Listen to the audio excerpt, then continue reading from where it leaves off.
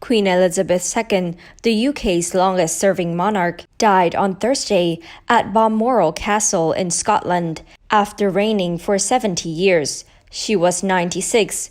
Her death brings an end to the longest reign in the history of the United Kingdom and one of the longest ruled by any head of states.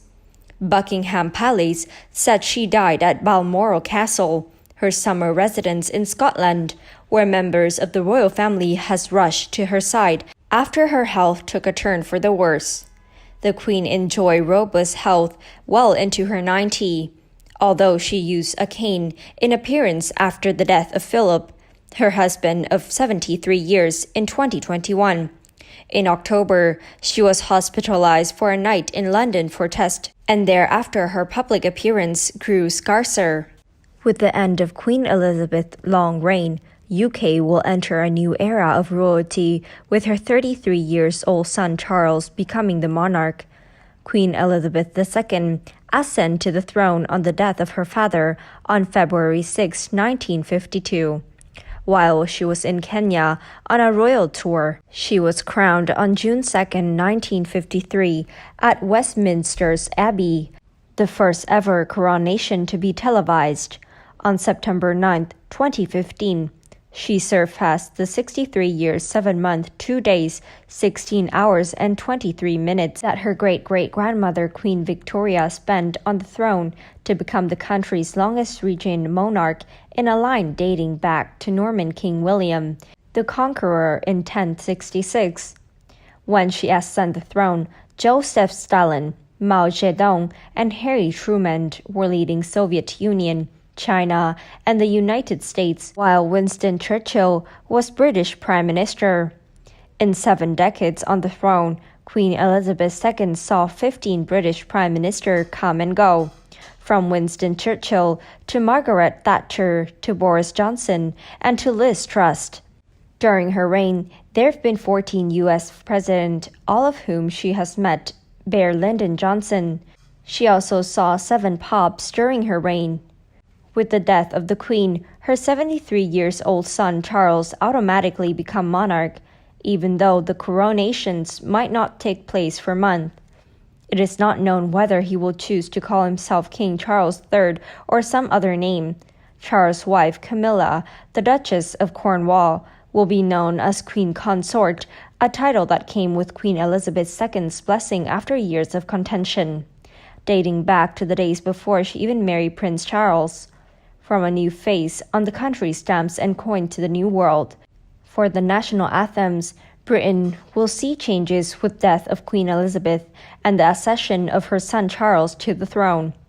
The word of British national anthems, which its present from dates back in the 18th century, will change from God Save the Queen to God Save the King. Newly minted and printed coins and banknotes will feature the head of the king as the monarch image is shown on British currency. Old coins and banknotes will remain in circulation until they are gradually replaced over time. The royal cipher, the monogram used by the monarch, which currently feature the Queen, stamped below an image of the St. Edward crown, will change. Senior Loyal will become King's Counsel rather than Queen's Counsel. Another legal title that used Queen will change to King. It is no secret that UK's plan for eventual death of Queen Elizabeth II was condemning London Bridge, but there was special provision if the monarch died when she was in Scotland, called Operation Unicorns. The unicorns is the national animal of Scotland and form parts of the royal coat of arms, along with the Lion of England. If the Queen passed away in Scotland, her body will rest at Holyrood's house, following which her coffin will be carried to the cathedral on the Royal Mile. In Edinburgh, a report said, her body will then be placed on the royal train at Waverley Station in Edinburgh for a journey down the East Coast Main Line to London. Queen Elizabeth II was the first British monarch to accede to the throne after India's independence from colonial rules in 1952, and cherished the warmth and hospitality she received during her 3-state visit to the countries over the course of her reign in 1961, 1983, and 1997.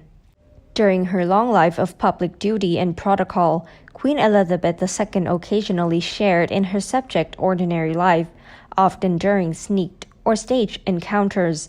There are many examples of this. As a 19-year-old princess, Elizabeth and her sister Margaret sneaked out of Buckingham Palace to celebrate the end of World War II in Europe on May 8, 1945, mingling anonymously among the jubilant crowd. Queen Elizabeth entered the London Underground on 6 occasions, start with the first trip in 1936. During her reign, the monarch tried out every shade in the color chart from canary yellow to lime green, fuchsia, and navy blue. Queen Elizabeth II's corgi dog were the most loyal of all the monarch's servants, providing domestic companionship during a nearly century in the public glare. Most recently, she showed her mischievous side during the Platinum Jubilee celebration when she started in a comic video alongside an animation Paddington Bear and spoke of hiding Maramel sandwich in her purse. That's it for today. Thank you and goodbye.